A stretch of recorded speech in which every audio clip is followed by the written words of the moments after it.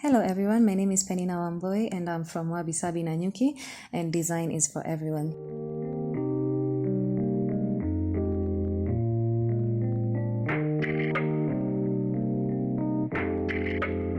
Wabisabi is a business that was started in April 2020, and it deals in handmade concrete products such as concrete planters, concrete stool, and a lot more that is yet to be unveiled in our product line.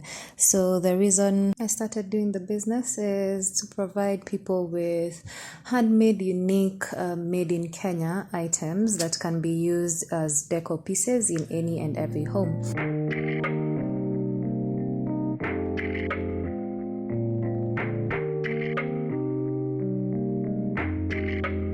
So our process has 6 steps, which involves mixing of the concrete, molding it, letting it to set, dry, then we de-mould, then we cure, and after curing we paint it, and then finally we finish with sealing. So it's a very involving process. It's a labor of love that we enjoy doing, and we hope to have our pieces in as many homes as possible. Thank you.